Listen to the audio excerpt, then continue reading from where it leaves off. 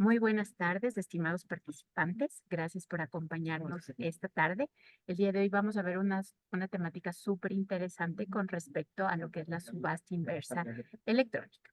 Ya se encuentra en este momento nuestra tutora, que va a ser Verónica Loaiza. Estamos desde la sucursal de Ambato el día de hoy presentando lo que es esta exposición. Por favor, a todos los participantes que tengamos en sala y que vamos a hacer preguntas acerca de esta temática, la vamos a realizar a través del chat, ¿sí? Recordemos que las preguntas tienen que ser en referencia a la temática planteada el día de hoy. Vamos a esperar unos 2 minutitos más. Estamos con bastantes personas en la sala de espera y vamos a dar inicio, ¿sí? Vamos a esperar unos minutitos y comenzamos. Muchísimas gracias por su espera.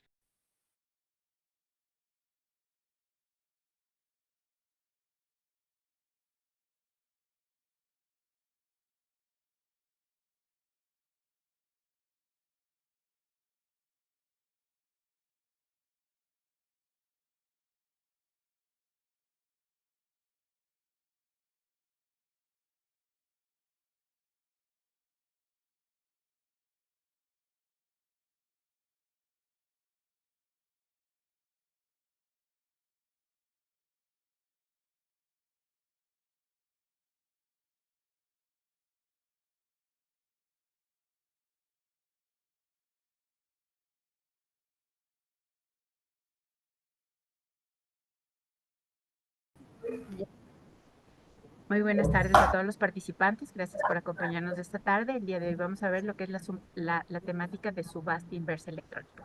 Nuestra tutora a cargo es la ingeniera Verónica Loaiza, a cargo de de esta capacitación. Por favor, a todos los participantes que tengan pues preguntas acerca de la temática que vamos a abordar el día de hoy, nos pueden realizar a través del chat. Muy buenos días, muy buenas tardes, Verónica. ¿Me escuchas? Sí, buenas tardes. Te escucho Buenas fuerte y tardes. claro. Ok. Buenas tardes.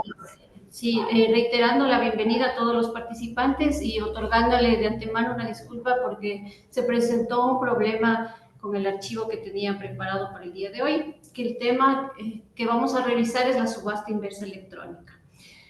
En sí, la subasta inversa electrónica no presenta modificaciones en sí en la herramienta. Sin embargo, las modificaciones que se han dado actualmente en la normativa son en referencia a la preparación de los documentos para la etapa precontractual. Así que es importante que ustedes como entidades contratantes enfoquen en ese aspecto los cambios a la normativa para la presentación y para la preparación de sus documentos.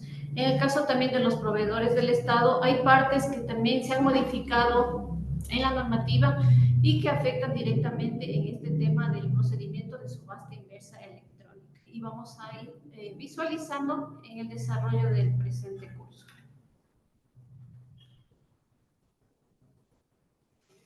Como objetivo, ¿no es cierto? Nosotros como institución o como organismo de control en el área de capacitación tenemos el objetivo de capacitar sobre la normativa y su correcta aplicación del procedimiento de contratación definido como subasta inversa electrónica. Para recordar un poco el tema de la clasificación de procedimientos de contratación, tenemos que tener presente que ahora la subasta inversa electrónica lo clasifica como un procedimiento dinámico, ¿sí? Debemos tener en consideración que no está contemplado ya como un procedimiento común, sino como un procedimiento dinámico junto a lo que es el procedimiento de catálogo electrónico. En este sentido, debemos recordar que el artículo 46 de la Ley Orgánica del Sistema Nacional de Contratación Pública establece como obligación para las entidades contratantes consultar primero el catálogo electrónico para la adquisición de bienes y servicios, ¿verdad? ¿Sí? Si una vez que consultamos el catálogo electrónico, evidenciamos que los bienes o servicios que yo requiero como entidad contratante no se encuentran en este catálogo electrónico, aplicamos una subasta inversa electrónica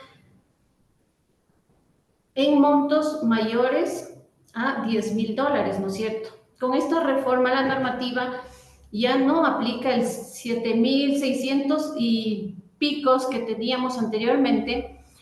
Por el contrario, ahora debemos verificar que nuestro monto sea mayor a los $10,000, de acuerdo a la normativa vigente al artículo 47 de la Ley Orgánica del Sistema Nacional de Contratación Pública. ¿Sí? Adicionalmente, para recordar los conceptos básicos, vamos a fijarnos en este flujograma, ¿sí? Que nos va a dar el inicio de un procedimiento de contratación, ¿sí? Nos vamos a fijar como el primer paso que podemos visualizar, tenemos la necesidad emitida por la entidad contratante. Yo como entidad contratante debo determinar cuál es mi necesidad a cubrir en un proceso de contratación al momento que yo adquiero bienes o servicios. ¿Sí? Una vez identificada la necesidad como entidad contratante,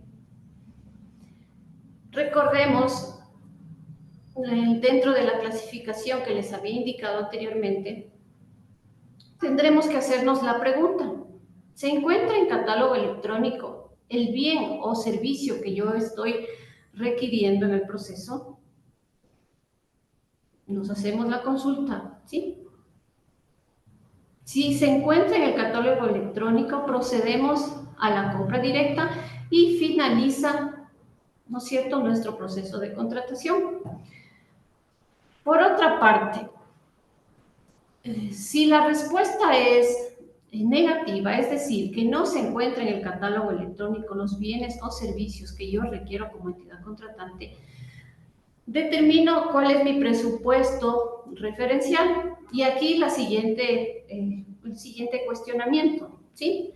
Si mi presupuesto referencial es menor o igual a $10,000, ¿qué me indica ahora la normativa?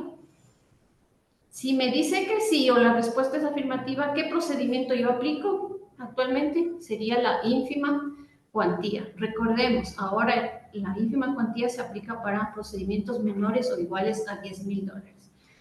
¿Qué ocurre si mi presupuesto referencial no es menor ni igual a $10,000? Es decir, es mayor a los $10,000. ¿Aplico una subasta inversa electrónica o una licitación? Recordemos, ya debemos familiarizarnos nosotros como entidades contratantes que ya para la adquisición de bienes o servicios existen estos procesos. Ya debemos olvidarnos del proceso de menor cuantía y el proceso de cotización, que esos con la normativa actual se suprimieron, ¿verdad? Entonces vamos a familiarizarnos ya con estos procedimientos de contratación.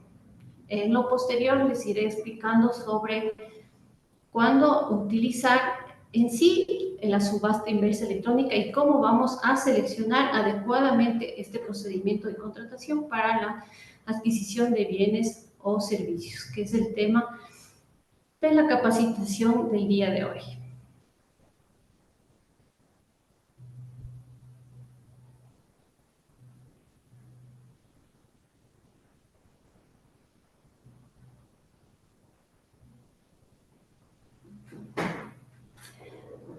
Tenemos para recordar, ¿no es cierto?, las definiciones que nos establece el artículo 1.2 del Reglamento General a la Ley Orgánica del Sistema Nacional de Contratación Pública. En el caso de los bienes, ¿qué son los bienes? Comprende cosas corporales e incorporales, muebles e inmuebles necesarios para las actividades y fines de la entidad, ¿verdad? Como podemos visualizar aquí en nuestros gráficos, ¿no es cierto? Tenemos, miren, un sinnúmero de artículos como sillas, computadoras, suministros de oficina, etcétera, ¿no? Que son bienes corporales que nos define justamente en el artículo 1.2 del reglamento. También tenemos otra aclaración en este sentido, que si el contrato implica fabricación, manufactura o producción, debemos considerar nuestro objeto de compra, nos dice la normativa, como adquisición de bienes. Incluye también el arrendamiento mercantil con opción de compra. Esto en cuanto a lo que se refiere a bienes. Por otro lado, en lo que se refiere a servicios, hace referencia a las prestaciones de hacer, a aquellas actividades o labores temporales realizadas por un proveedor. Atienden una necesidad específica de la entidad contratante y puede estar sujeta a resultados para considerar finalizada esta prestación de servicios. Entonces, como entidad contratante, yo debo tener sumamente claros estos conceptos para que el momento que yo defina mi objeto de contratación, lo haga de manera correcta al identificar si mi adquisición va a ser de bienes o prestación de servicios, ¿sí? Bueno, que vamos a ver también más adelante un poquito sobre cómo vamos a determinar adecuadamente mi objeto de contratación y el procedimiento. También tenemos el tema de bienes y servicios estandarizados que está definido en este artículo de la normativa, ¿sí? Se refiere a los bienes y servicios estandarizados cuando hablamos de tener distintos diseños o presentaciones, aquellos que mantienen características técnicas uniformes, presentan patrones de desempeño y calidad similares y permiten su adquisición en condiciones homogéneas, ¿sí? Aquí podemos determinar varios bienes con este tipo de características, ¿sí? De aquí depende de la habilidad del técnico, del experto en la entidad contratante que defina correctamente si un bien o servicio es estandarizado de acuerdo a la definición que nos establece ya el reglamento, ¿sí?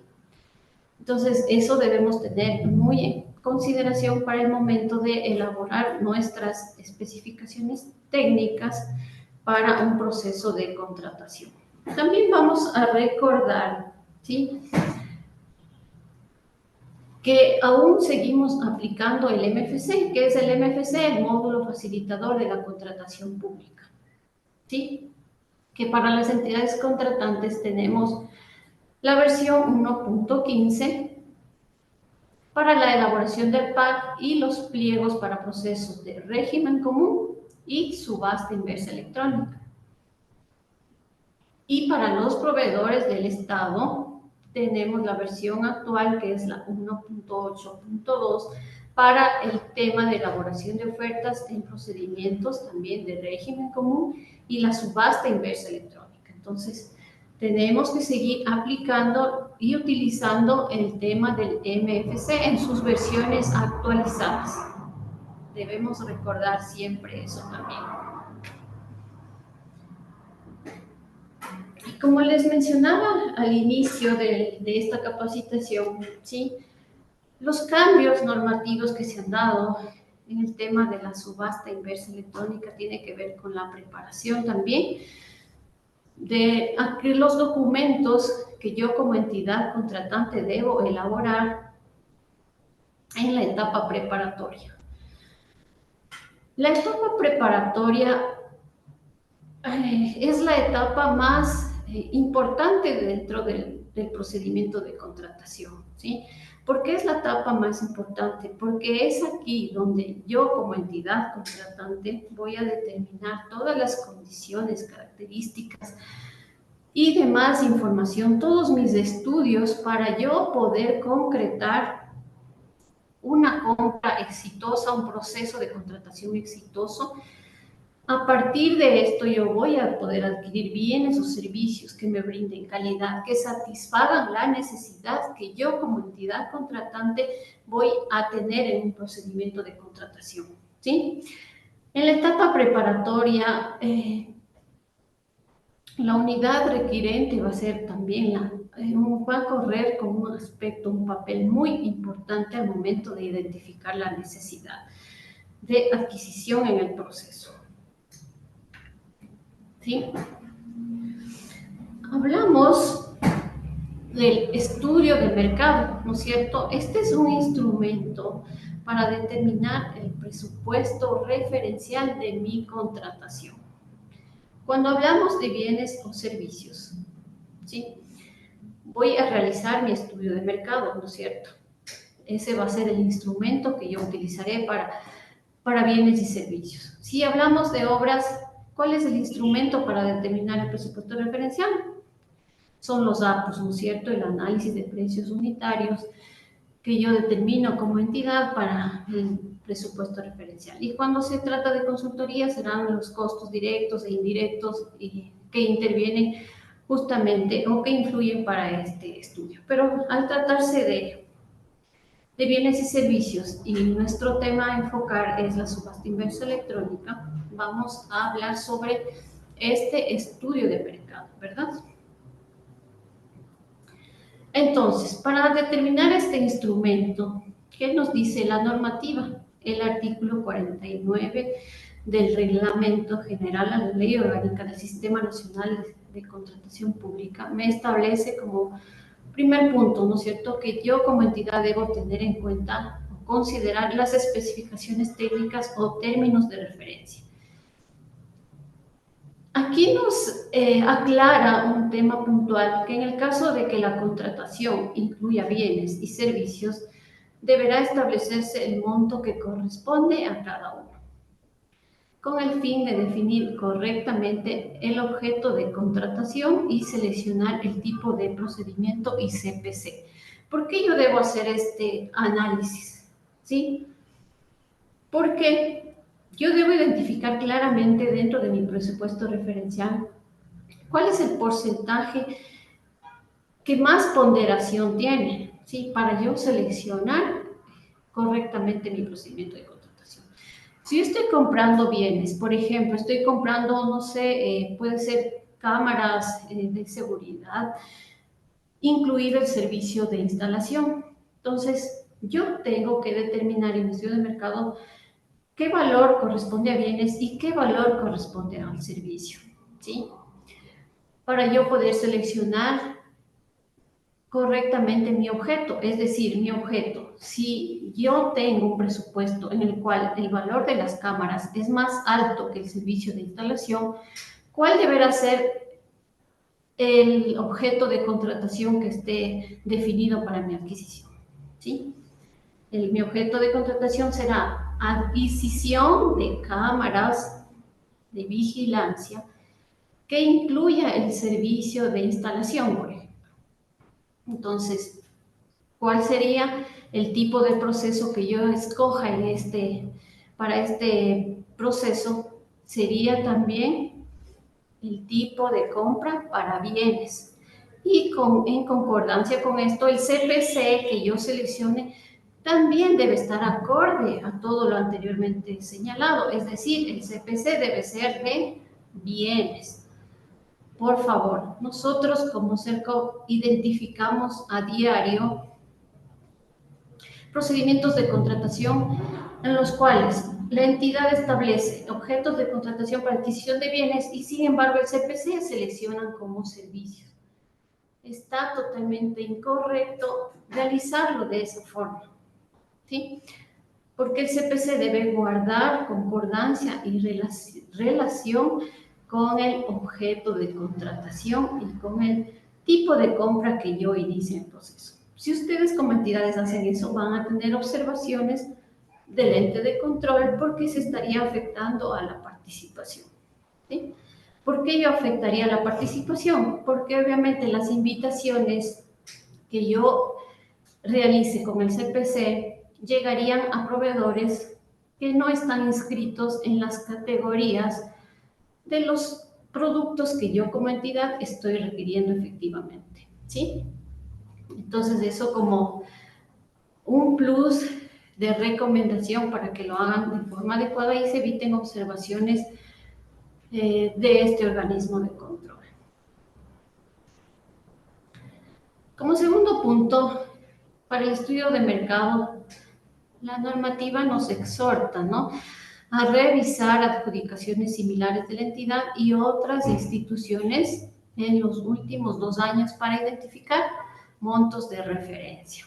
Sí, esa ya es una práctica, ya estamos familiarizados nosotros como entidad con estos puntos especificados para el análisis del estudio de mercado. ¿Sí? Como tercer punto, se podrá realizar, también nos dice, un análisis de la contratación a desarrollarse, considerando para el efecto la naturaleza de la contratación y sus particularidades especiales, tales como ubicación geográfica y economía de escala. ¿Sí? ¿No es cierto?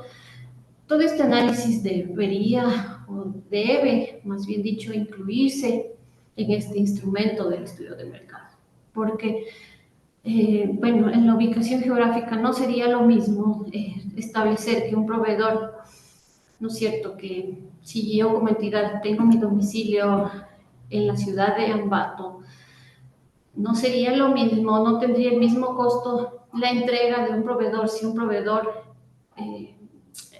el proveedor adjudicado en un proceso para la ciudad de Ambato participa de la misma localidad que la entidad, que un proveedor que esté ubicado, por ejemplo, se me ocurre en la provincia de Guayas, trasladarse para entregar los bienes a la ciudad de Ambato no tendría el mismo costo por la logística, por los costos en general de ese rubro del servicio para la entrega o para en general para cumplir con el objeto de contratación, no sería, no tendría, no representaría el mismo costo. Entonces yo debo analizar también ese punto.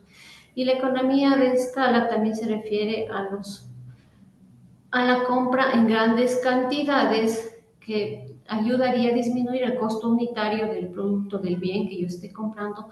No es lo mismo comprar, en el ejemplo que les di anteriormente, 20 cámaras que comprar 500 cámaras, por ejemplo. Entonces, todo ese análisis yo debería o debo incluir en este estudio.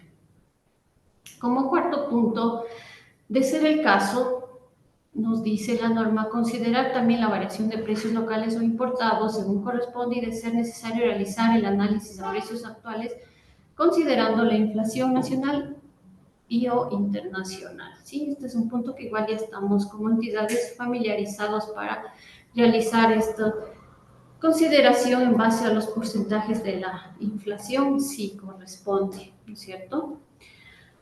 Y finalmente, el quinto punto que nos dice, procurarán, aquí lo resaltado, no en negrillas, procurarán, nos dice la norma, contar al menos con 3 proformas, las cuales podrán ser obtenidas a través de la herramienta necesidades de contratación y recepción de proformas y deberán contar con fecha de emisión, plazo, ejecución y tiempo de vigencia. Al decir nos procurarán, sí, nos está exhortando o de ser posible contar con al menos las 3 proformas. Si yo como entidad consigo 4 o más, está bien, sería excelente, mejor un sustento, pero también si al yo realizar esta necesidad de contratación y recibo 2 proformas, tampoco me limita a que si recibo 2 no pueda continuar con el proceso, ¿no? Para determinar el presupuesto referencial. También estaría bien. Sin embargo, la recomendación o la exhortación es a que se cuente con el mínimo que nos recomienda aquí la normativa.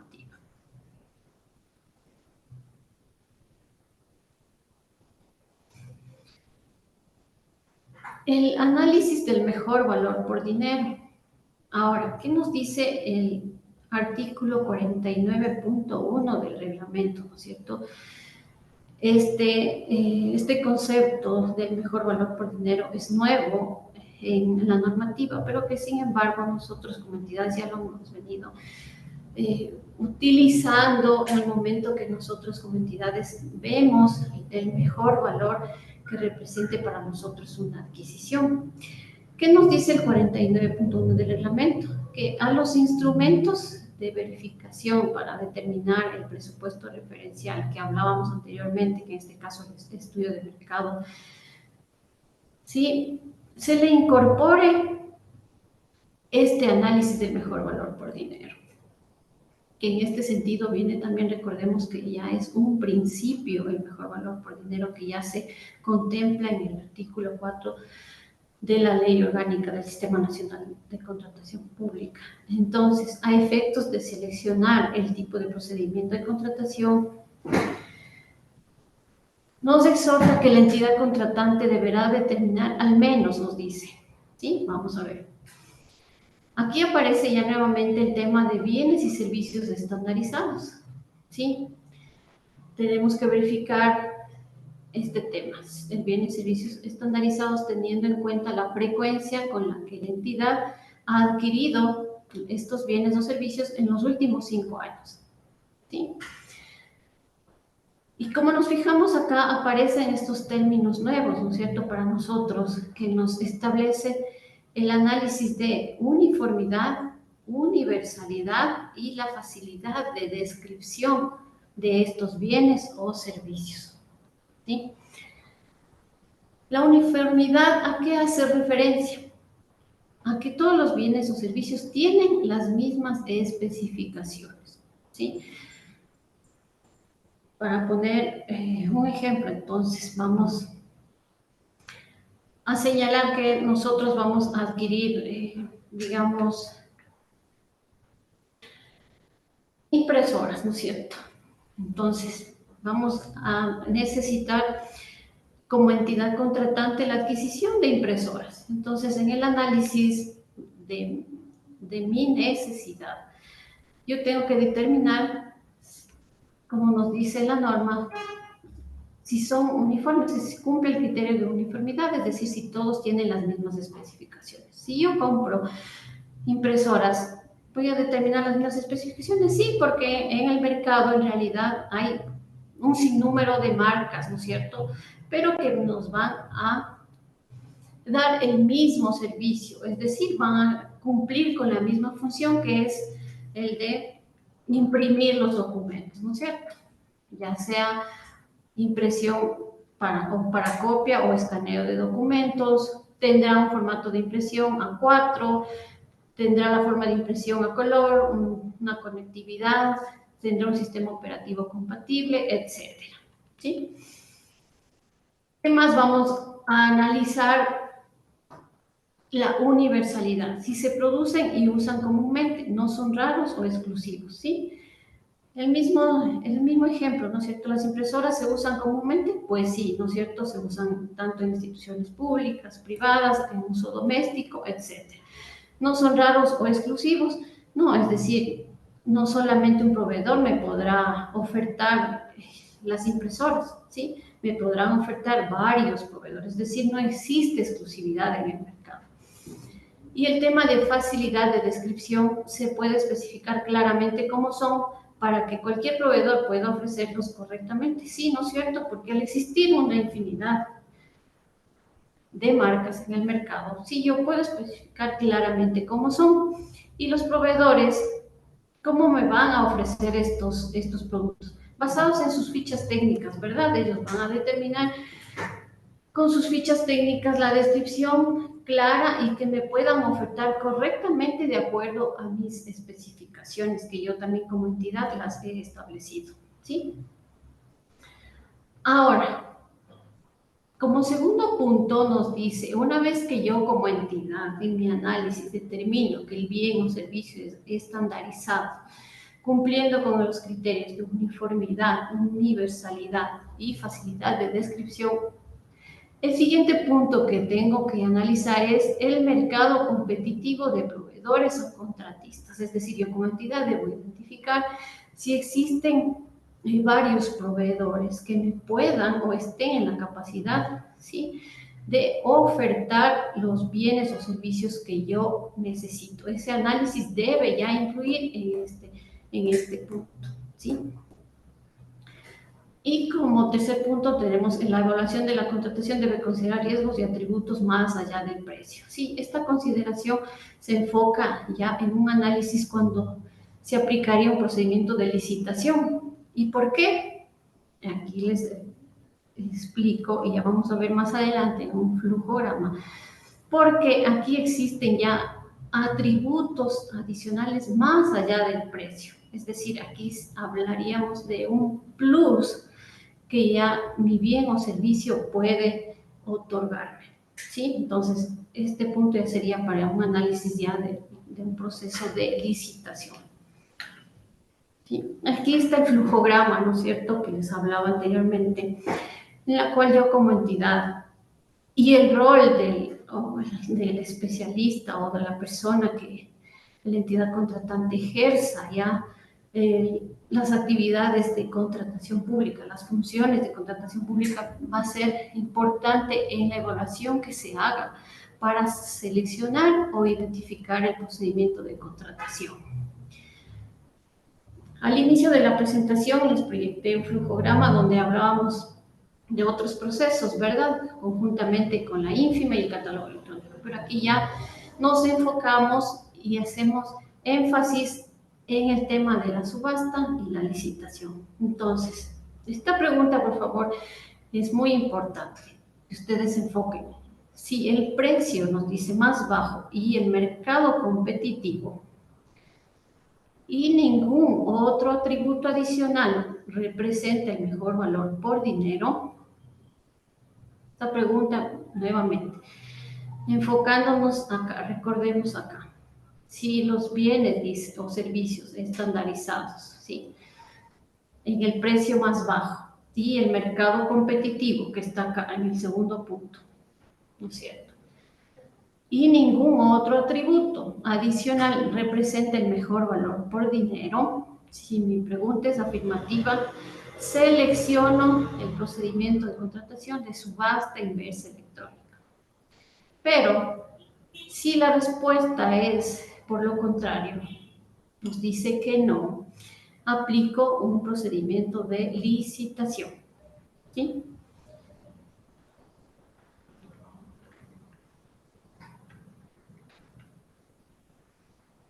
Entonces, en el caso práctico, ¿no?, en el planteamiento del problema, si yo como entidad contratante voy a adquirir, o mi necesidad como entidad contratante es la adquisición de impresoras, ¿no es cierto?, que yo como entidad o área, unidad requerente, aquí deben estar conectadas personas que también cumplen la función dentro del área requerente. Si yo como entidad quiero adquirir impresoras que sean de uso común para, qué sé yo, para el área administrativa de mi entidad, ¿no es cierto?, voy a identificar claramente las especificaciones técnicas y no necesitaría yo un plus o un atributo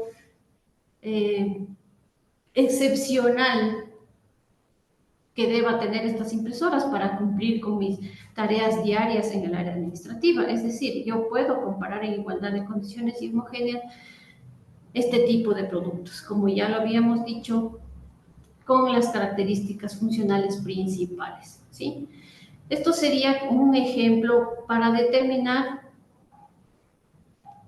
productos donde el precio más bajo y el mercado competitivo, sin que ningún atributo adicional represente el mejor valor del dinero, para poder yo seleccionar por subasta inversa electrónica, ¿no es cierto?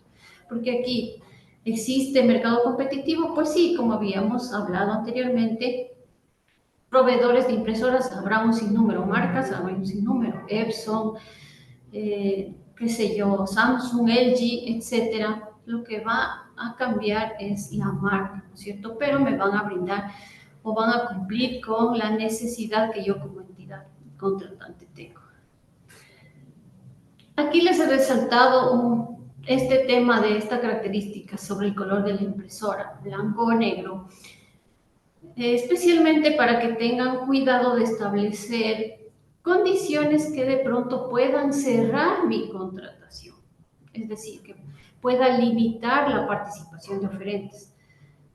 Entonces, yo debo tener cuidado, porque al establecer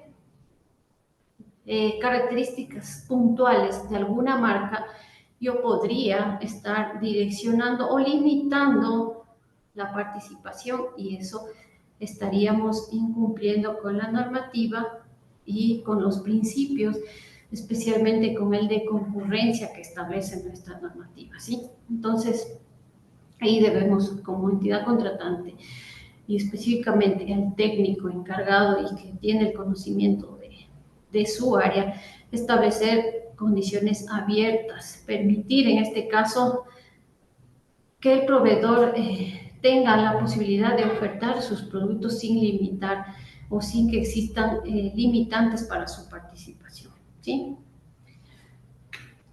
Otro planteamiento de una necesidad institucional de adquisición, ¿sí? Sería un caso práctico también una adquisición de un vehículo para realizar verificaciones y o inspecciones. O sea, digamos que la entidad necesita adquirir un vehículo para que sus funcionarios cumplan con estas actividades fuera de la institución. Entonces, establecemos un requisito mínimo, un automóvil funcional que disponga de 4 ruedas, motor y asientos, un motor mínimo de 1.6 litros, la potencia alrededor de 105 a 107 HP, ¿no es cierto? ¿Existirán proveedores que cumplan con estas características? Sí, ¿no es cierto? Existirá un sinnúmero de marcas, de vehículos que me puedan ofertar. Pero miren, aquí podemos observar que envían una oferta que además de cumplir lo básico, ofrece un menor consumo de combustible. ¿Qué es esto? ¿Se acuerdan que yo les hablaba hace un momento de un atributo en el cual me permita analizar que no solamente el precio sea la única característica a considerar? ¿Sí? Este sería un plus que me envía un proveedor. Entonces yo como entidad aquí debo hacer un análisis a futuro, los beneficios que yo voy a tener como entidad a futuro o a largo plazo. Y si me representa que yo pague o como entidad pague un precio más alto por estas características que me van a representar un beneficio a largo plazo, ¿sí? Entonces ahí ya vendría otro análisis para determinar el valor por dinero.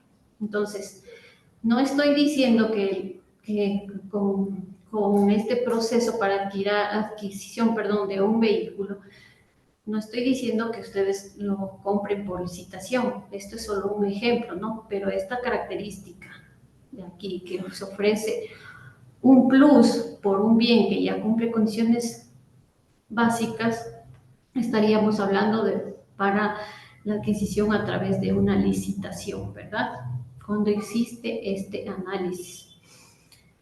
Entonces, eso solamente para que tengan un ejemplo y puedan visualizar cómo se analiza en este sentido atributos o condiciones donde determinen que no solamente el precio puede brindarme la mejor opción de compra para la entidad, ¿sí? ¿No es cierto? El valor por dinero se realiza en este enfoque, ¿no es cierto? El análisis técnico. Aquí el rol del técnico, el rol del personal que va a realizar este análisis es muy importante, ¿no es cierto? Porque se va a enfocar en estos aspectos, en el tema del conocimiento, en el rol del experto técnico, la naturaleza de los requisitos y el riesgo del conocimiento. El enfoque del conocimiento, ¿sí? Debe ser, el técnico debe tener exactamente claro qué problemas se está resolviendo y cómo puedo medir yo el desempeño y la calidad de lo que yo estoy comprando. Para el ejemplo que estábamos hablando anteriormente de las impresoras, yo debo determinar los indicadores de desempeño considerando la velocidad, durabilidad de consumibles, eficiencia energética, impresión dúplex, etcétera, ¿sí? Del bien que yo estoy adquiriendo. Es decir, debo ya medir el desempeño y la calidad de lo que yo estoy comprando, ¿sí? El rol del experto técnico debe definir requisitos funcionales y de rendimiento, evaluando propuestas según eficiencia, calidad, costos operativos y valor agregado de mi adquisición. La naturaleza de los requisitos, ¿sí? ¿Qué debo establecer yo como técnico, como especialista? El mercado debe conocer qué necesitamos, es decir, yo le debo decir al mercado, ¿sí? Yo necesito o necesitamos como entidad una impresora que ofrezca impresión, y hablando del ejemplo, no del caso práctico de las impresoras, que ofrezca una impresión confiable y eficiente de alta durabilidad, de consumibles, de impresión dúplex, automática, velocidad mínima y bajo costo de operación durante el ciclo de vida, ¿sí? Al no definir claramente de los criterios de desempeño y valor, corremos el riesgo del conocimiento, ¿sí? Entonces, aquí es un riesgo que las entidades pueden tener, por eso ocurre que muchos procesos terminan cancelados o desiertos por este riesgo que no se ha definido claramente los criterios de desempeño y se pueden recibir ofertas que cumplan con las especificaciones mínimas, pero no optimicen eficiencia, durabilidad o costos operativos. Entonces, este es el análisis que debe hacer el técnico en este punto del valor por dinero. Entonces, como para resumir, ¿no es cierto?, la selección del procedimiento de contratación para la subasta inversa electrónica, hablábamos que si los bienes a adquirir son estandarizados, existe competencia suficiente entre proveedores, especificaciones mínimas claras y medibles, y existe exclusión de atributos complejos, ¿sí? ¿Cuál es el procedimiento a seleccionar? La subasta inversa electrónica.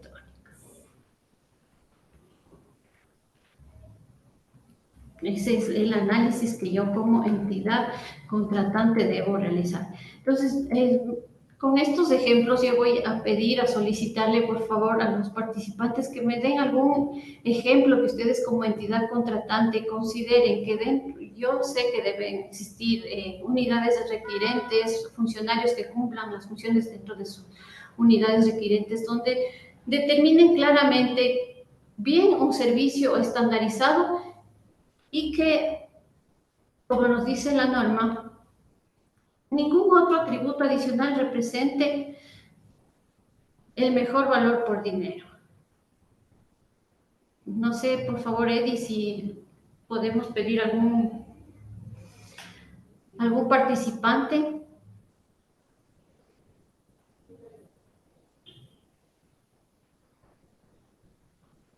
Disculpa, mi Sí, Benito, no te escuché. sí. Lo que les decía, Eddie, a los participantes que por favor me den algún ejemplo y por favor me ayudas tú con la lectura, porque acá todavía no le puedo visualizar la información. Si algún participante tiene ejemplos, sí, que determine ejemplos de bienes o servicios que cumplan con esta condición para yo poder seleccionar el procedimiento de subasta inversa electrónica, es decir, donde el precio Diana más bajo. Montalvo. Ok, Diana Montalvo nos está poniendo un ejemplo de dispositivo médico. Miguel Ángel de la Cruz nos habla sobre el asfalto y el diésel. Miriam Dolores nos habla sobre implementos de ejercicio físico que no necesitan atributos. No Eulalia necesitan atributos, Valladares ¿ya? nos habla sobre recargas de clorogas.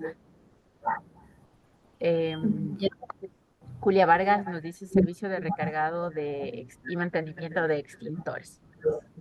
de extintores. Sí, sí, veo que sí lo tienen bastante claro los participantes, sí, en este sentido, para determinar si estoy yo seleccionando correctamente un proceso de subasta inversa electrónica. Recuerden este flujograma y las preguntas que debemos hacer, ¿sí? Sí, perfecto. Gracias, Eddie.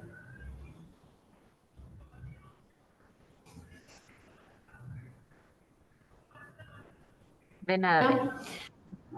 Ok, gracias. Entonces, vamos resumiendo, ¿no? Un poquito de subasta inversa electrónica. Nos dice, aplicamos la subasta inversa electrónica para adquirir bienes y servicios estandarizados cuya cuantía sea superior a $10,000. No se podrá contratar bajo este procedimiento la ejecución de obras civiles, ¿sí? Esto ya está puntualmente establecido en el artículo 130 del reglamento a la Ley Orgánica del Sistema Nacional de Contratación Pública, ¿verdad? No se podrá agrupar ítems o productos de distintas características para restringir la participación de proveedores, ¿no es cierto? En el mismo ejemplo, es decir, si yo voy a comprar varios equipos para mi entidad contratante, equipos de impresión, por ejemplo, el mismo ejemplo que estamos, ¿sí? de impresión. No puedo determinar en el mismo proceso, por ejemplo, la adquisición también, se me ocurre, de sillas, de escritorios, ¿sí? ¿Por qué? Porque son productos de distintas características y lo cual estaría restringiendo a la participación de proveedores, ¿sí? Vinculaciones detectadas. Ahora la normativa nos dice que la entidad será también adicional al CERCOP quienes pueden detectar vinculaciones en los procedimientos de contratación, ¿sí? Y de ser el caso, se deberá notificar a los respectivos organismos de control.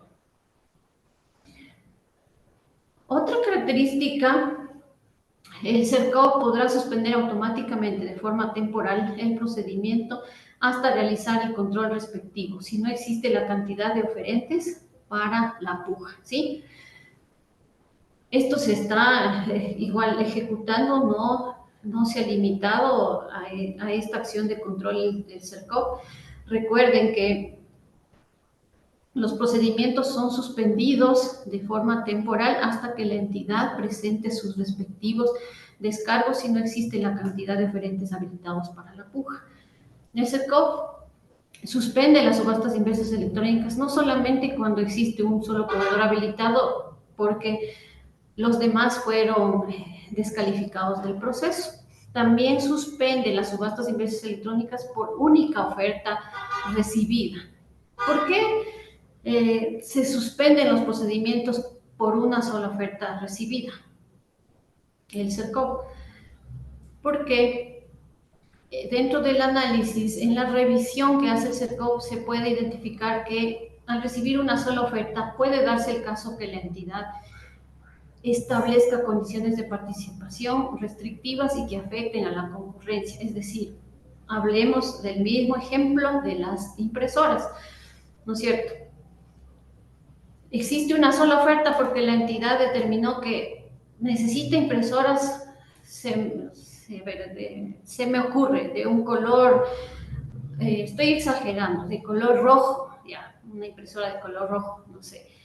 Entonces, en el mercado, en el análisis hemos identificado que un solo proveedor puede cumplir con esa condición, ¿sí? Y la entidad limita la participación al establecer condiciones restrictivas. Entonces, si recibo una oferta, también puede ser objeto de supervisión y se ha dado casos que efectivamente se ha comprobado que la entidad limita la participación, es por eso que recibe una sola oferta. Entonces, por favor, procuremos revisar siempre esas especificaciones técnicas, revisar siempre esos términos de referencia, que no direccionen al proceso, que no definan marcas, que no definan condiciones o atributos que solamente un proveedor pueda cumplir, ¿sí?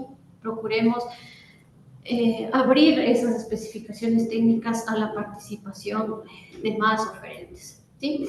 El presupuesto referencial de toda subasta inversa será visible.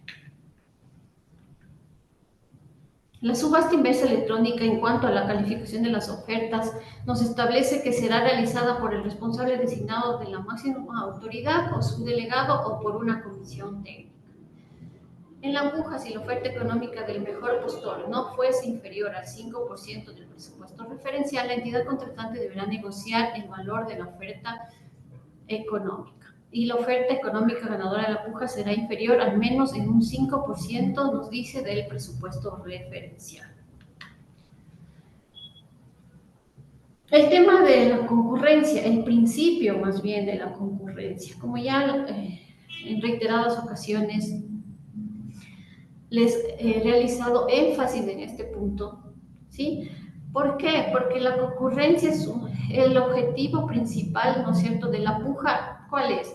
Que exista participación y justamente la participación activa de proveedores en lo que es el tema de la puja, es decir, que deberían existir varios proveedores para que se dé este tema de la puja a la baja del valor del presupuesto referencial, ¿no es cierto? Entonces, ¿cómo aseguramos que esta subasta cumpla con este principio? A través de la concurrencia, estableciendo condiciones de participación equitativas. Vuelvo a hacer énfasis en ese punto que es muy importante, ¿sí? No se exigirá documentos adicionales que puedan limitar la participación.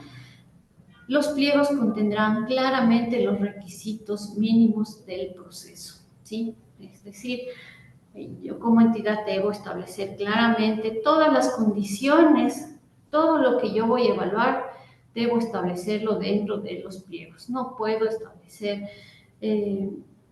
condiciones subjetivas,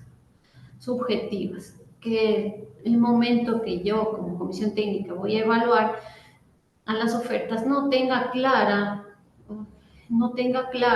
qué aspectos debo calificar en la oferta. Pero si yo como entidad defino claramente los requisitos, estipulo claramente los medios de verificación que yo voy a evaluar para verificar el cumplimiento de estos requisitos, entonces la comisión técnica o el delegado de la máxima autoridad al momento de evaluar va a tener criterios objetivos, ¿sí? Y sustentados para poder realizar esta evaluación de las ofertas. Como hablábamos, también existe la comisión técnica, ¿no es cierto? La figura de la comisión técnica para el tema de la calificación de las ofertas. ¿Cómo está integrada la comisión técnica? Un profesional, ¿sí? Designado por la máxima autoridad. ¿Quién la presidirá? El titular del área requirente o su delegado y un profesional afín al objeto de la contratación. ¿Sí? La etapa precontractual, ¿sí? Esto ya es, en sí, esta fase ya se ejecuta en la herramienta, ¿no es cierto? En sí ya es la interacción que tiene la entidad contratante. ¿Con quién? ¿O con quiénes? Con los proveedores, quienes envían sus ofertas. Entonces aquí inicio ya la etapa precontractual del proceso. Y como vemos aquí, determinada cada una de las etapas o de los pasos, llamémoslo así también, en este caso para el proceso en esta etapa de la precontractual, que inicia con la publicación de mi proceso de contratación, ¿no es cierto? ¿Y hasta dónde? Hasta la adjudicación del proceso. ¿Ya? Una vez que yo publico la subasta inversa electrónica, viene la etapa de límite de preguntas, ¿verdad? La etapa, a continuación, la etapa de respuestas, donde yo como entidad contratante, bueno, hablemos primero de la etapa límite de preguntas, porque en consideración a que también esta capacitación está dirigida a proveedores del Estado.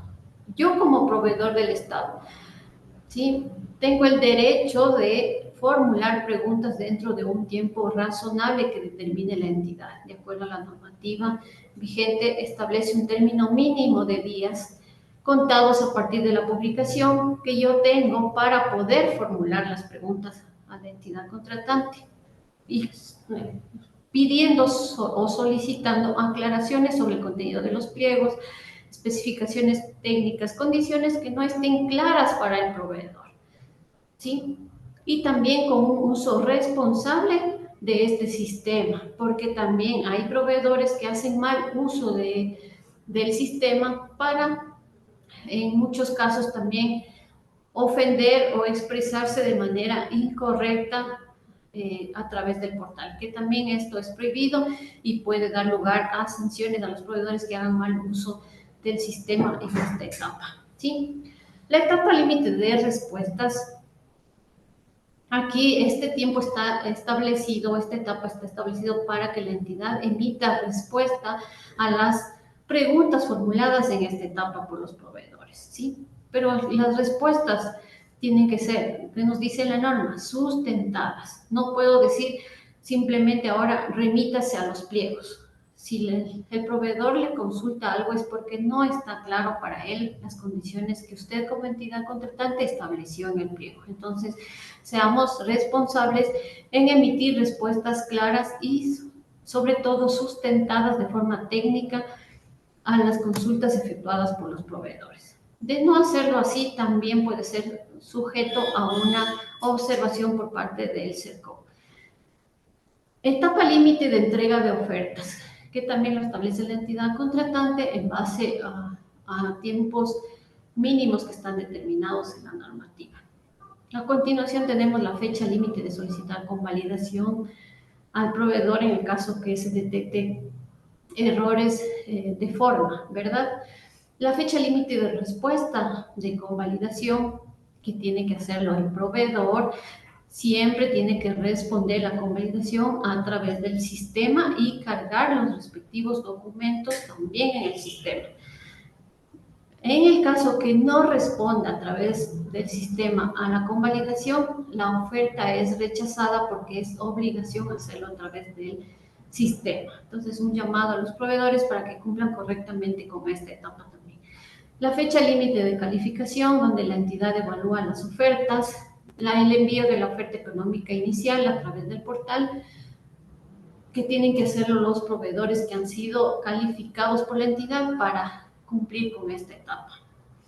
También existe la figura de la negociación, cuando existe un solo proveedor calificado por la entidad, y la fecha, la fecha de inicio de puja, en el caso que existan dos o más proveedores habilitados para esta etapa, ¿sí? La fecha final de la puja y la fecha estimada de adjudicación.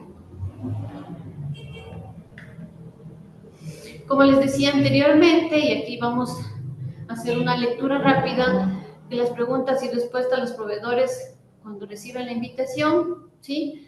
Podrán formular preguntas. Entonces tenemos identificado aquí el término mínimo exigido que va en concordancia al presupuesto referencial, ¿no es cierto?, que yo determine en mi proceso. Aclaraciones. En esta etapa también la entidad, por su propia iniciativa, puede realizar aclaraciones al proceso, al pliego, ¿no es cierto?, o por pedido de los participantes, siempre y cuando si no puede modificar los pliegos, dice, siempre que no altere el objeto del contrato y el presupuesto referencial. Puede hacer las aclaraciones pertinentes con estas consideraciones, que no alteren el objeto y el presupuesto referencial. Las aclaraciones serán publicadas en el portal hasta la fecha límite establecida para este efecto, de acuerdo al artículo 72 y 73 del reglamento. De igual forma, para la presentación de ofertas, como les indicaba anteriormente, tenemos los términos mínimos establecidos. Esto debemos observar de forma obligatoria a las entidades contratantes de acuerdo al coeficiente respecto al presupuesto inicial del Estado, ¿sí? Esta fecha límite de entrega de ofertas será considerada desde la fecha límite para contestar respuestas y aclaraciones. La presentación de las ofertas, únicamente a través del portal de compras públicas. Ese es un punto a considerar. El segundo punto, las ofertas deben presentarse de manera independiente y sin vinculación con otras ofertas. Ya les hablaba anteriormente que el tema de vinculación también es ya una responsabilidad de la entidad contratante también. En caso de detectarse la vinculación, las ofertas vinculadas quedarán inhabilitadas. Serán presentadas las ofertas en los modelos obligatorios de formularios dispuestos por el CERCO. Apertura de ofertas. ¿Qué nos dice el artículo 77 del reglamento? Que el responsable designado por la máxima autoridad de la entidad contratante, su delegado o la comisión técnica aperturará en acto público las ofertas 1 hora después del límite establecido para su recepción, de lo cual se dejará constancia en actas. Es solamente el acto de apertura, recuerden, no es que en 1 hora usted va a calificar todas las ofertas que recibió en el proceso, no, es solamente la constancia de la recepción de las ofertas, el número de ofertas recibidas y que se debe dejar plasmado en un documento, ¿no es cierto?, que es un acta suscrito por la comisión técnica o el delegado, ¿sí? Y es también importante de destacar que el acta de apertura de ofertas también debe ser publicada en el portal. Muchas entidades no las publican y son objeto de observación por esta particularidad. En el acta de apertura de ofertas debe estar plasmado el número de ofertas presentadas, ¿no es cierto? También yo debo verificar si los proveedores que presentan sus ofertas están habilitados y registrados en el ERUP. de acuerdo a la normativa vigente, que vamos a ver más adelante en qué artículo se exige esta verificación, ¿no es cierto? Entonces, como una recomendación en este punto, publicar el acta de apertura de ofertas debidamente legalizada, ¿sí? La integridad de la oferta. La verificación de la integridad de la documentación, ¿no es cierto? ¿Para qué realizamos esto? También hacemos una identificación de los errores susceptibles. ¿Con qué objetivo? Identificar errores susceptibles de convalidación también. Vamos a hacer una verificación de la integridad de la oferta. ¿Sí? La convalidación de errores. En la etapa de convalidación de errores, ¿qué voy a determinar yo? Si las ofertas presentan errores de forma, ¿sí? Entonces, pueden ser convalidados por el oferente a pedido de la entidad contratante dentro del término mínimo de 2 días o máximo de 5 días, a partir de la fecha de la notificación. El pedido de convalidación será notificado a todos los oferentes a través del portal de compras públicas. Se entenderán por errores de forma aquellos que no impliquen modificación alguna al contenido sustancial de la oferta, tales como errores tipográficos, de foliado u organización de la oferta, certificación de documentos sobre su capacidad legal, técnica o económica, ilegibilidad o falta de claridad de la información o documentación. Contradicciones o discordancia que causen duda entre la información consignada por el participante en cualquier parte de su oferta y la documentación con la que lo respalda. Cualquier error en el llenado del formulario de la oferta, cualquier anexo de la oferta que no cuente con firma electrónica, la convalidación consistirá en que el oferente proceda a firmar los anexos con firma electrónica. Entonces, el artículo 79 del reglamento establece de forma clara cuáles errores se consideran como convalidación para la entidad.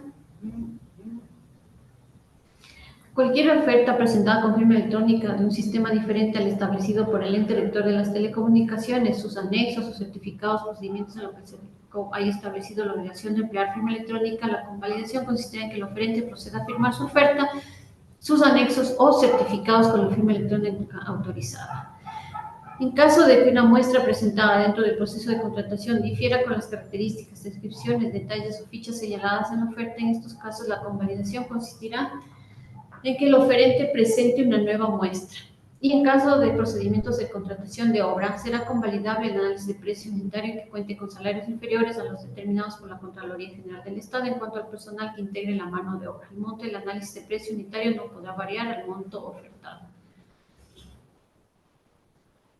¿Cuáles errores no son convalidables? La existencia de errores no convalidables constituirá causal para el rechazo de la oferta y serán considerados no subsanables los siguientes.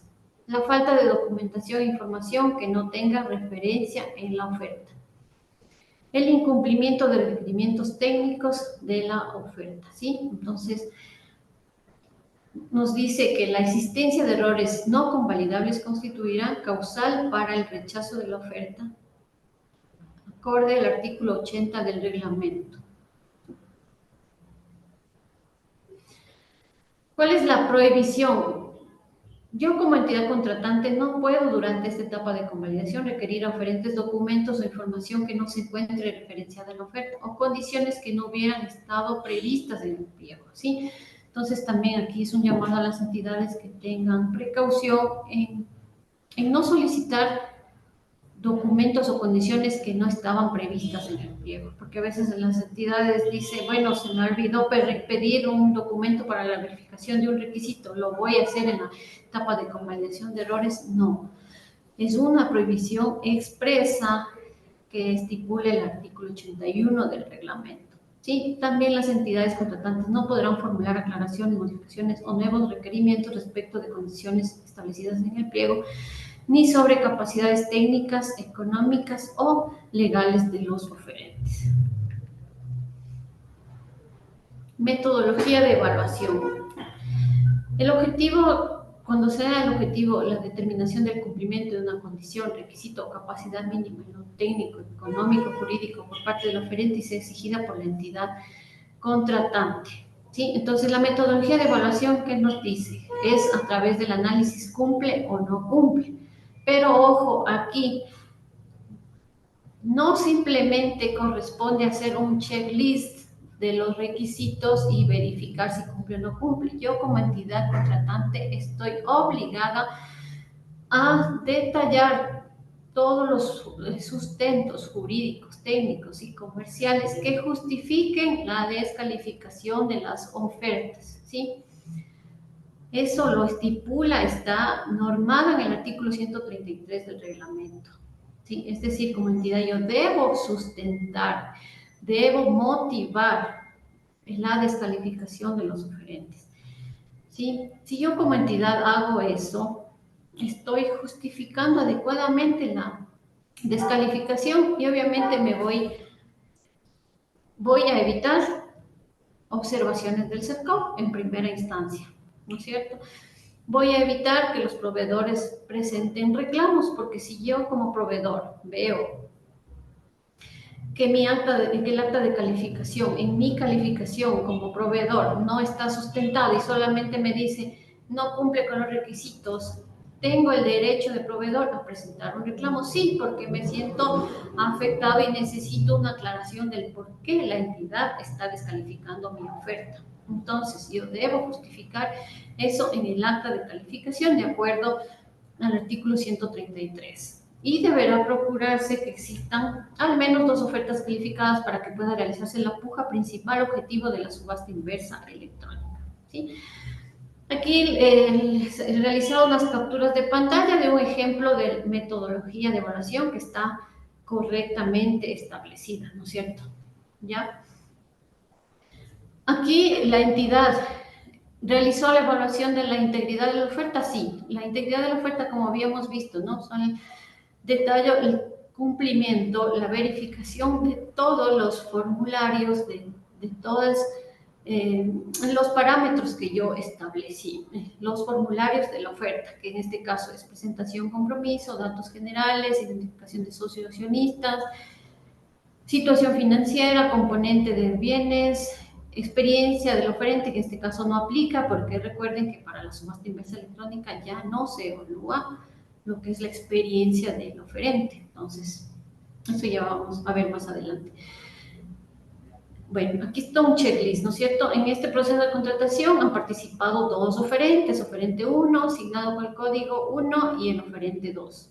Tenemos cumple y no cumple, todos cumplieron con la integridad de la oferta, ¿sí? Abajo tenemos en el siguiente cuadro, cumplimiento de integridad y requisitos mínimos, ¿sí?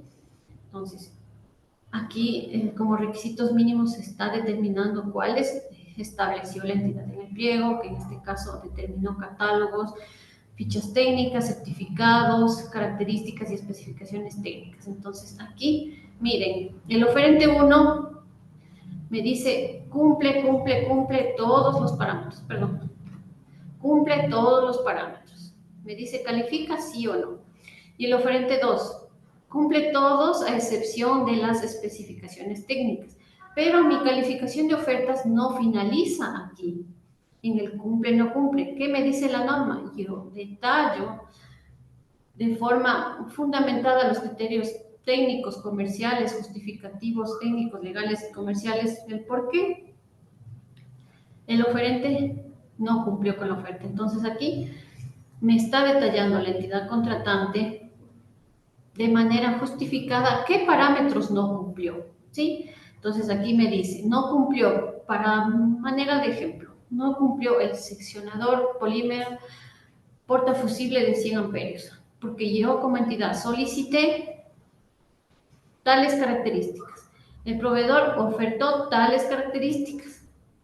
Hago el análisis y justifico el por qué no cumple, ¿sí? El por qué no cumplió con estas especificaciones técnicas. Entonces, eso lo hago con cada uno de los parámetros y como entidad justifico la descalificación de forma sustentada, con argumentos técnicos, ¿sí? Así es la forma correcta como se debe plasmar la calificación de los oferentes dentro del acta. Y obviamente esto debe estar suscrita por los miembros de la comisión técnica o el delegado de la máxima autoridad según corresponda, ¿sí?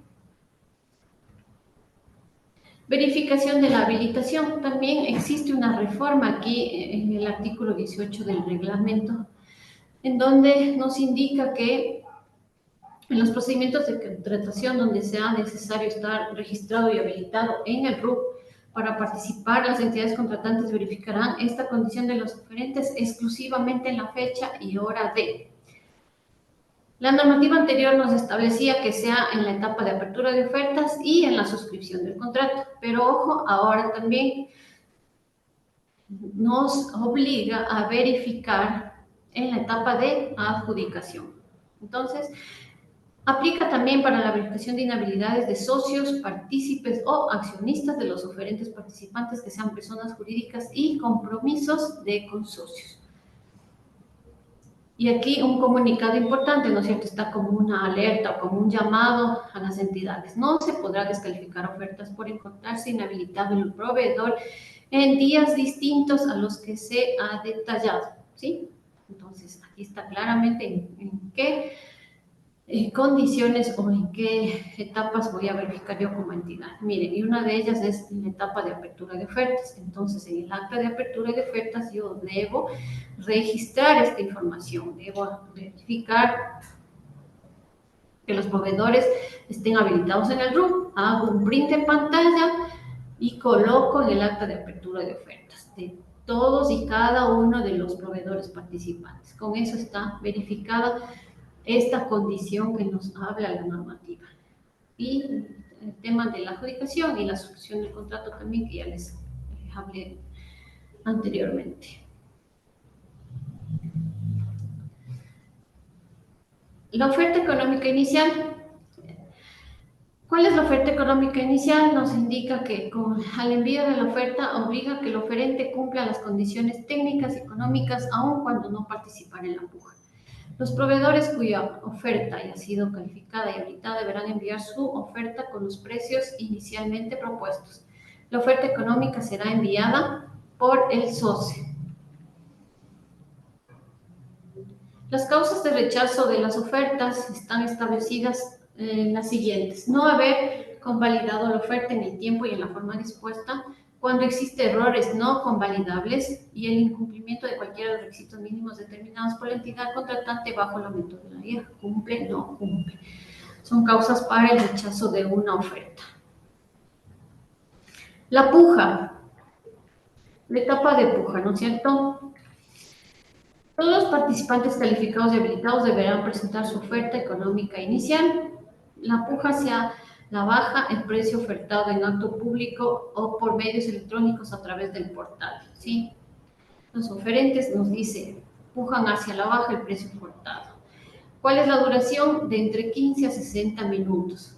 Se reprogramará la puja por una sola vez en 24 horas siguientes en el caso de no existir el número mínimo de oferentes participantes, ¿sí? La negociación, ¿cuándo se da una negociación? Cuando existe, como ya les había mencionado anteriormente, una sola oferta técnica calificada. La sesión de negociación se realizará entre la entidad contratante y el único proveedor habilitado. ¿Cuál es el objeto de una negociación? Será mejorar la oferta económica del único oferente calificado y se ejecutará en un término no mayor a 3 días contados desde la fecha establecida para la realización de la puja. Rebajar su oferta económica en al menos 5% del presupuesto referencial. Esas son condiciones a considerar para la negociación. Cuando las subastas realizadas terminen en negociación, el CERCOV, en coordinación con los organismos de control, realizará una supervisión inmediata a la entidad contratante respecto a especificaciones técnicas o términos de referencia, calificación, miembros de la comisión técnica. Aquí también quiero hacer un paréntesis y un llamado a las entidades contratantes.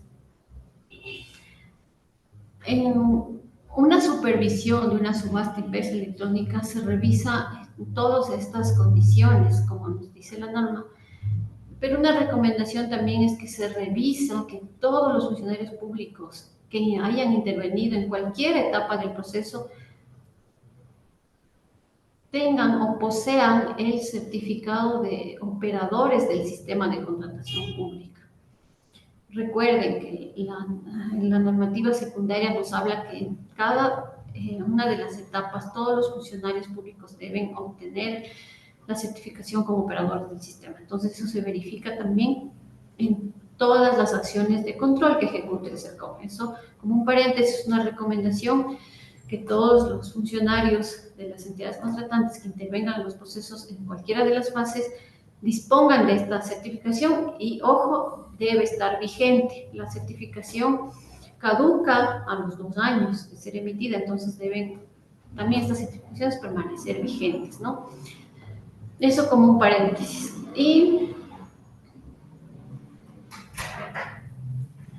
reprogramación de los procedimientos de subasta inversa electrónica. La puja deberá contarse con al menos 2 oferentes. De no contarse con el número mínimo de proveedores participantes en la puja, se reprogramará por una sola vez en las 24 horas siguientes.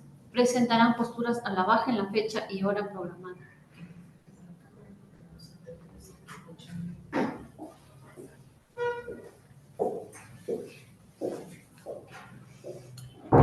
Cuando hablamos sobre el tema de la reprogramación en los procedimientos de subasta inversa electrónica, nos dice: estas consideraciones se contemplan si el proveedor ingresó una o más posturas durante la puja inicial.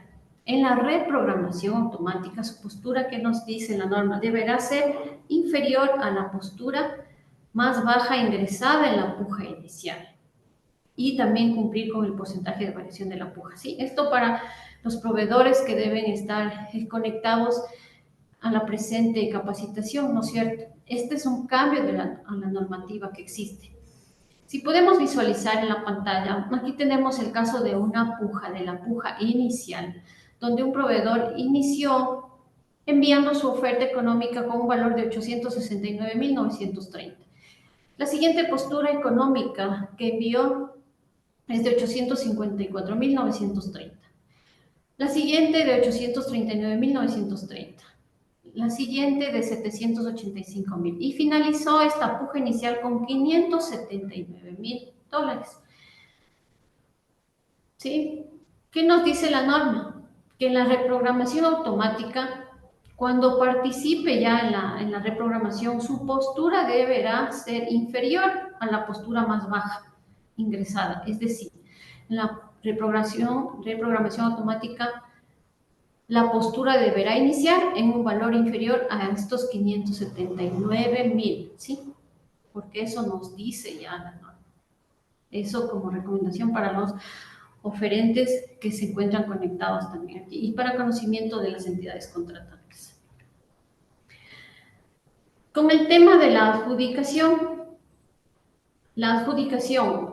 el artículo 88 del reglamento nos habla sobre la resolución de adjudicación se emitirá en un término mínimo de 3 días y en un término máximo de 8 días, contados a partir de la fecha de emisión de la actuación que pone fin a la etapa de calificación de ofertas, puja o negociación según corresponda. Una vez emitida la resolución de adjudicación, las entidades contratantes deberán publicarla en el portal de compras públicas en el término máximo de 1 día.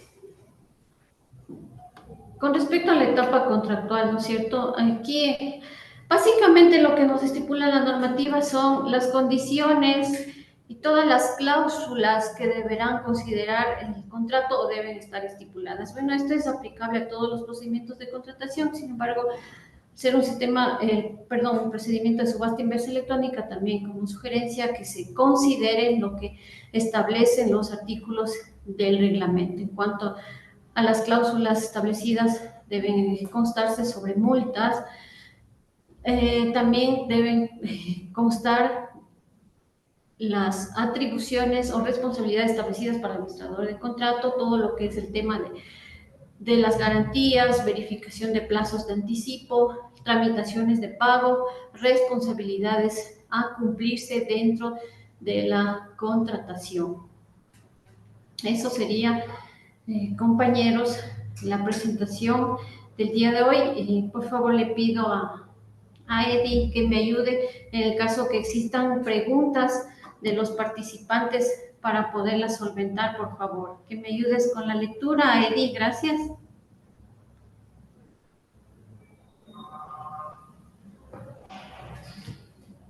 ¿Me escuchas, Edith? Mi Vero, sí. Ah, perfecto, gracias, Edith. Ya, tuve una intermitencia.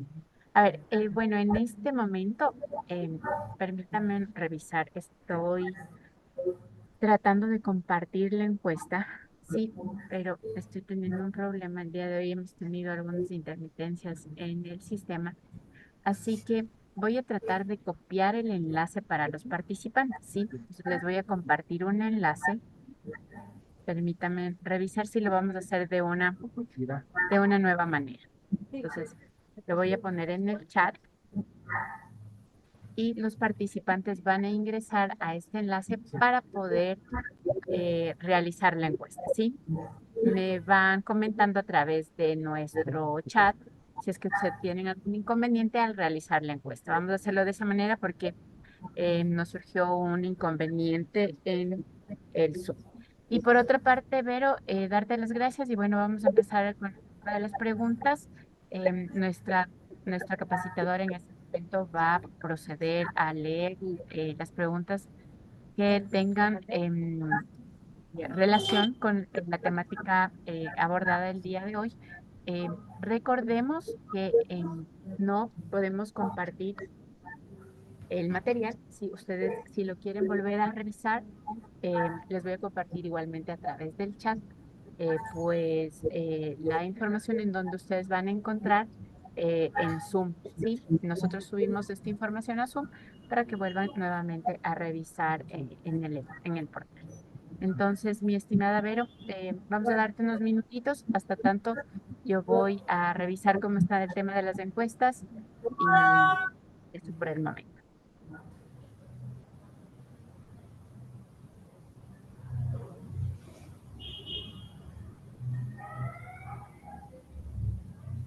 Ok, gracias, estimada Edith.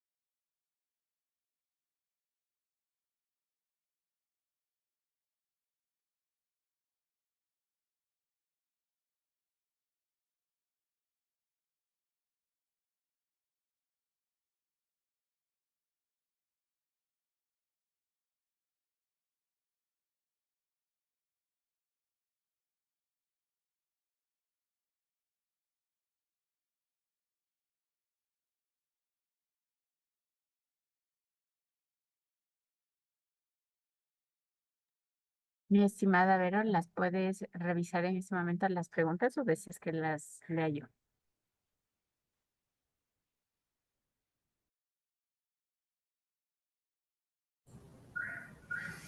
Bueno, vamos a empezar. Aquí tenemos una consulta que nos dice, ¿qué pasa si no llega ninguna proforma a través del módulo de necesidades de la contratación? Bueno, en este caso, yo recomendaría revisar nuevamente las especificaciones técnicas o términos de referencia para que los proveedores tengan la oportunidad de ofertar. Puede ser que yo en esas condiciones esté determinando condiciones que no me puedan cumplir todos los proveedores. ¿Sí? Esa sería la recomendación. Lo verifico. De ser el caso, corrijo las especificaciones y lo vuelvo a subir, ¿sí? Vuelvo a subir en una nueva necesidad de contratación. A ver, aquí nos dice, ¿qué se puede hacer cuando en el acta de preguntas se modifican las cantidades de los ítems requeridos, pero no el precio total del proceso? Y que el documento que se genera de manera automática desde el módulo USHAI no es posible modificar nada excepto los precios. No, en el módulo USHAI no podemos modificar nada una vez que ya está el pliego generado, entonces en este caso siempre yo puedo modificar siempre que no alteren mi objeto, recuerden, mi objeto ni el presupuesto referencial. Si no afecta al presupuesto referencial, yo puedo realizar las modificaciones o aclaraciones pertinentes. A ver, tenemos acá otra pregunta. Proformas. ¿Qué se puede hacer cuando las entidades suben proformas del estudio de mercado con precios mucho más altos que de la oferta? Sí, recuerden que, bueno, yo como entidad voy a obtener las proformas justamente para determinar mi estudio de mercado, ¿sí? Entonces, si el presupuesto o las proformas son mucho más altos, yo debo ajustar nuevamente el proceso para seleccionar las proformas que se adecúen a la realidad del costo del mercado, ¿sí? La búsqueda por los 5 años se debe realizar por el mismo tipo de proceso, subasta o en forma general. No, aquí no hablamos de búsqueda de los 5 años, sino que sí, nos decía en los bienes normalizados, nos habla de la frecuencia con que la entidad ha adquirido los bienes o servicios dentro de los 5 años, ¿sí? Es de su entidad, no es de búsqueda de los 5 años. Para el estudio de mercado nos habla de procesos similares de hace 2 años atrás, ¿sí? No sé si con eso aclaro esa pregunta.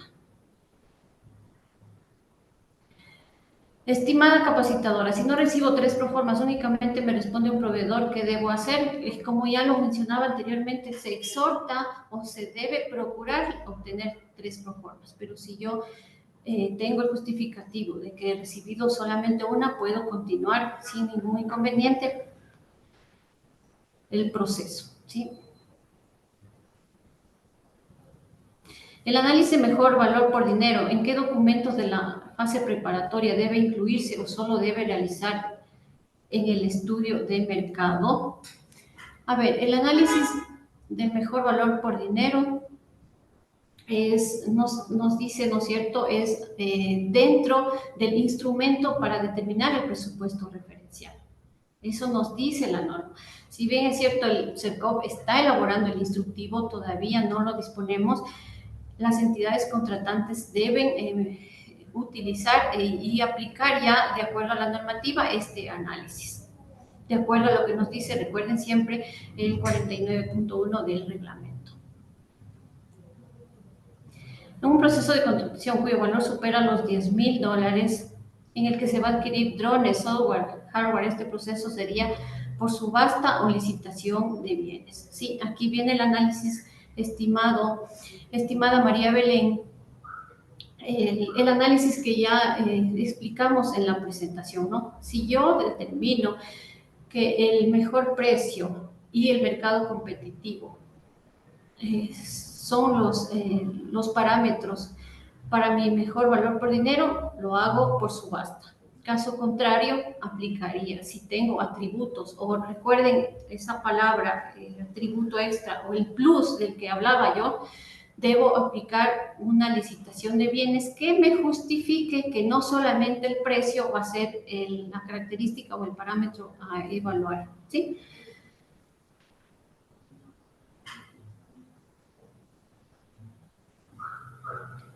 A ver, acá tenemos otra pregunta.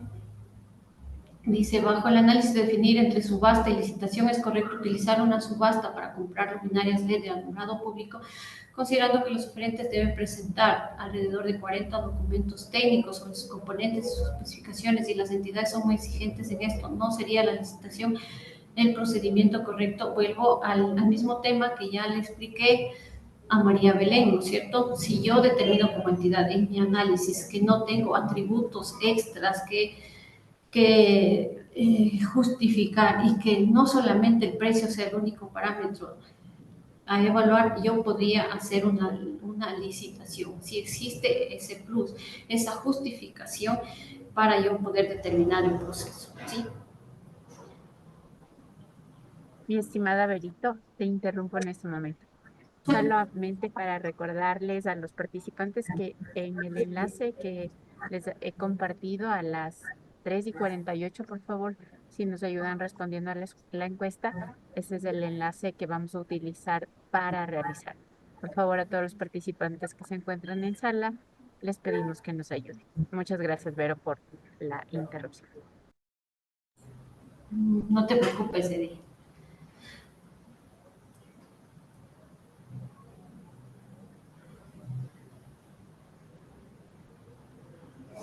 Dice, buena tarde, al establecer la ubicación geográfica como parte del análisis que se realiza en la determinación del presupuesto referencial, ¿no estaría direccionando la contratación para proveedores inscritos en la localidad? No, perdón. A ver, aquí tengamos claro, ¿no? Que es el análisis que yo voy a realizar de la ubicación geográfica y cómo va a influir en mi presupuesto, en que yo voy a determinar en el proceso. No se refiere a la ubicación o la localidad de los proveedores, sino el análisis, cómo va a influir en mi presupuesto, la entrega, la logística y la entrega para mi bien, o sea, que yo estoy contratando. Ahí tengamos claro, ¿no? No estoy determinando como un parámetro de calificación la localidad. Ojo, entonces, por favor, ahí no sé si está claro, mi estimado Carlos, a la pregunta que me acabas de formular.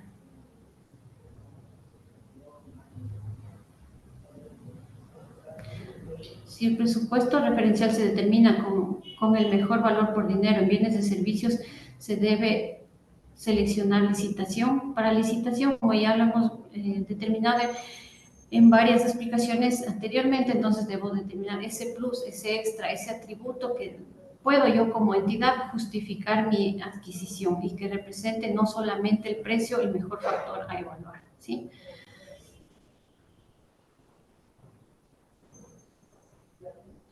Adquisición de tecnologías.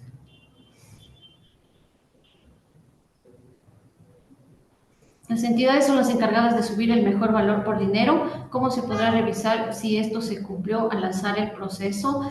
Bueno, como ya les indicaba anteriormente, este es un documento que se elabora en la etapa preparatoria, ¿no? Como adicional al instrumento de estudio de mercado. Entonces, yo puedo verificar en la información que las entidades publican en los archivos anexos al proceso de contratación, ¿sí? Esas tenemos. A ver. ¿Por cuánto tiempo suspende el CERCOP un proceso por una sola oferta? A ver, no existe un tiempo determinado. Como ya les explicaba anteriormente, el proceso ingresa la suspensión y el proceso es suspendido por un tiempo hasta que el CERCOP supervise y verifique, como les señalaba anteriormente, que no existan condiciones restrictivas de participación. Si todo está bien en el proceso, si se verifica que existió una determinación correcta, parámetros que no limitaron la participación, si cumple con todas las condiciones, el CERCOP levanta el proceso, en el sistema levanta la suspensión y la entidad puede continuar, pero no tenemos un tiempo determinado, sí, para ello.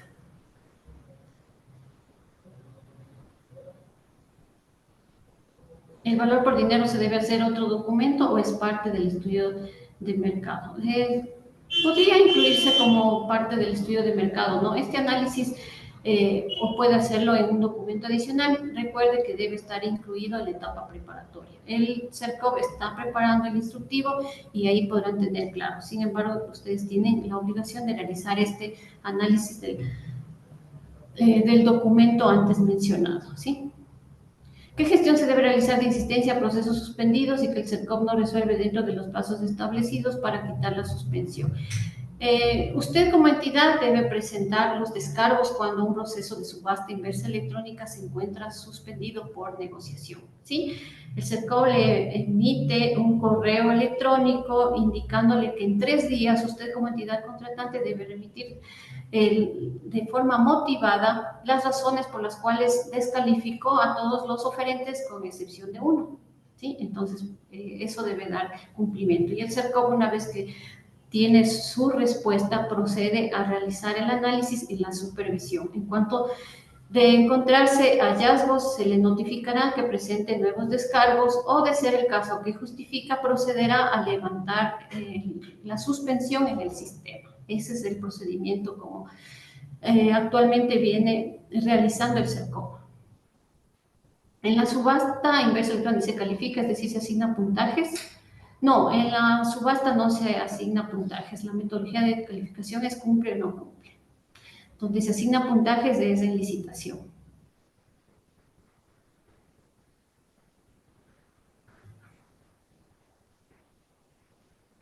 Para la subasta inversa también aplica que la apertura sea un acto público. No, para la subasta inversa electrónica, por confidencialidad de los oferentes, no se puede realizar un acto público como aplica en otros procesos de contratación, ¿sí? ¿Qué anexos son obligatorios al momento de presentar la oferta? Todos los anexos que haya determinado la entidad como requisitos o parámetros a considerar dentro de la oferta. Y de considerarse también los formularios que son de cumplimiento obligatorio que deben estar cargados en el sistema. Esos son los anexos. Y recuerden que todo anexo debe estar firmado electrónicamente, ¿sí?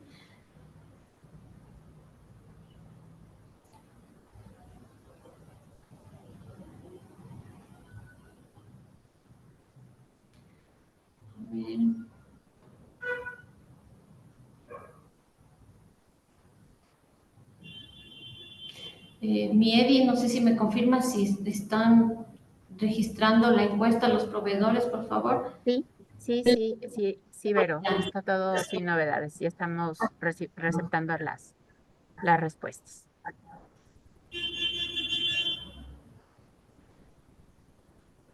¿Puede existir puja y negociación en un mismo proceso? No.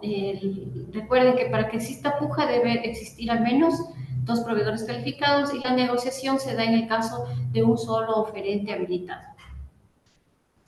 En una subasta inversa presenta una sola oferta y el CERCOP lo suspende. ¿Qué debemos hacer? El levantamiento de suspensión es automático. La entidad debe esperar la supervisión, como les indicaba, a que el CERCOP revise el contenido del proceso y las condiciones de participación. La entidad no está obligada a presentar descargos en este proceso, ¿sí? Tiene que esperar el levantamiento o el pronunciamiento del CERCOP.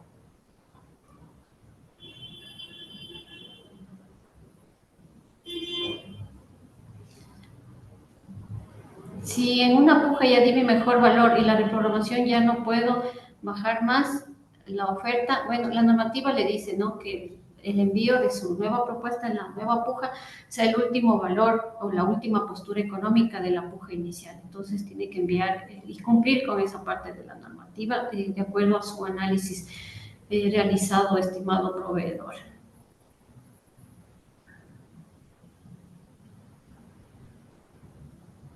Dice, Viviana nos consulta, buenas tardes, ¿qué procedimientos debería seguir en procesos para comprar equipo médico? Ya que cada uno tiene una ficha específica de validación. Bueno, si determinamos que son bienes o servicios, como hablábamos ya, estandarizados, y que existe el mercado competitivo de proveedores o contratistas, entonces sabemos que podríamos aplicar una subasta inversa electrónica.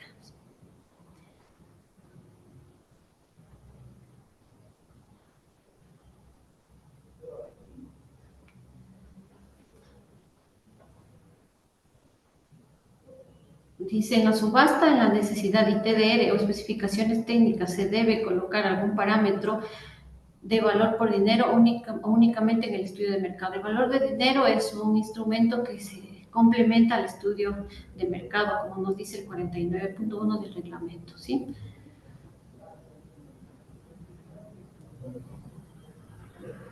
El valor por dinero debe estar en todas las fases del proceso de contratación. El proceso de licitación debe aplicarse a todas las fases de contratación.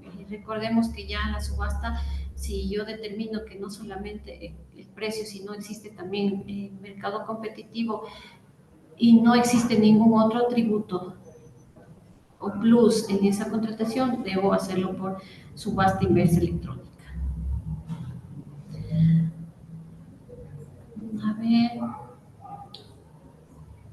tenemos la consulta de Mónica Aguilar que nos dice si en un proceso participa una empresa y no encuentran registrados en el RUP los accionistas, la oferta es descalificada, ¿sobre qué base legal? Dice, y no se encuentran registrados en el RUP los accionistas. No, bueno, recordemos que los oferentes deben estar registrados en el RUP.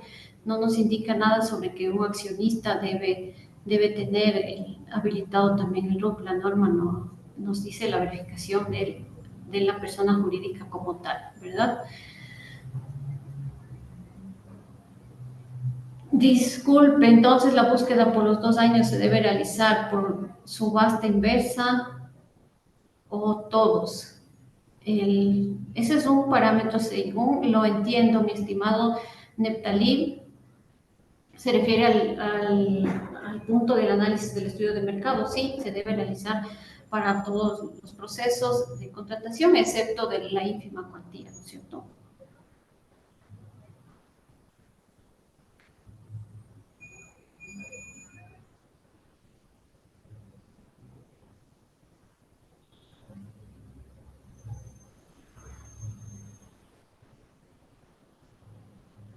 En la presentación estaba la apertura es en acto público, como les mencionaba, en la subasta no es en acto público. Nos están preguntando, estimada Edith, si se les va a facilitar las diapositivas. Por favor, ¿nos puedes aclarar ese tema? Gracias.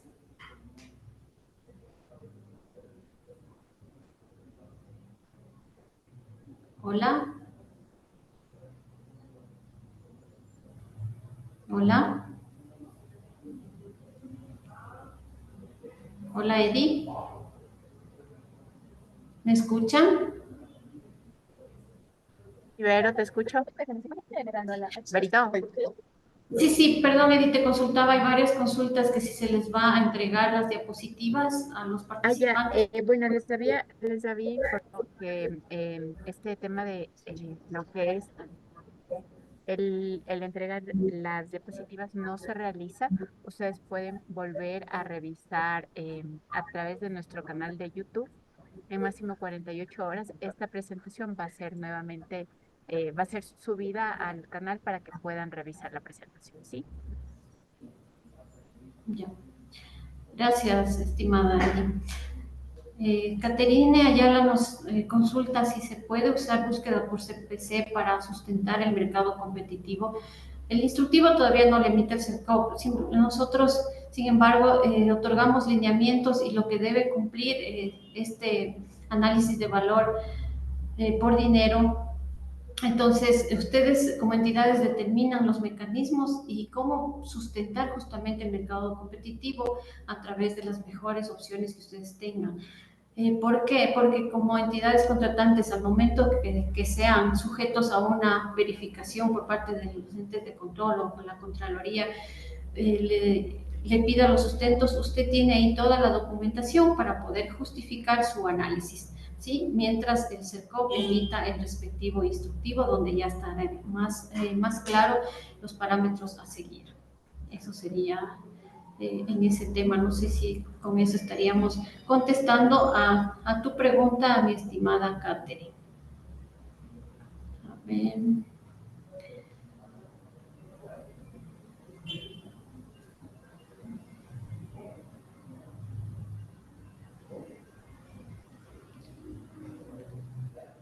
Dice, para el tema de consultorías tenemos otra consulta por Leti Nieves.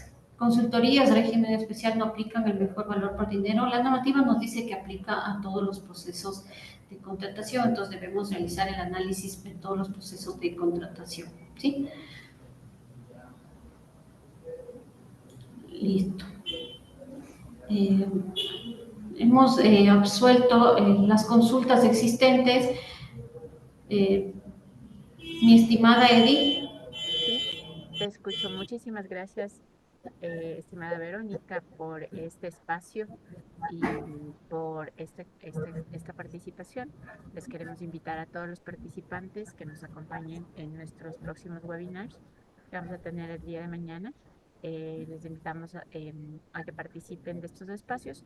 También recordándoles que no emitimos certificados de participación. Si nos habían hecho la consulta, también en las preguntas revisaba sobre el tema de la certificación.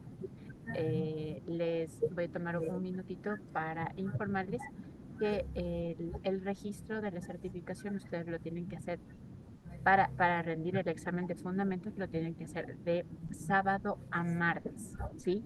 Siempre y cuando tengamos los cupos disponibles. Por semana estamos abriendo 10.000 cupos, entonces pueden registrarse hasta el día de hoy y ustedes rendirán el examen el día sábado, ¿sí? También informarles que si tienen alguna consulta en referente al tema de la certificación, por favor, nuestro canal de atención es docu.certifica@cerco.gov.es. Sin más información que detallarles, pues les agradecemos por este espacio y que tengan una excelente tarde. Muchas gracias, Vero. Gracias a ti, Eddie. Gracias a todos. Una buena tarde.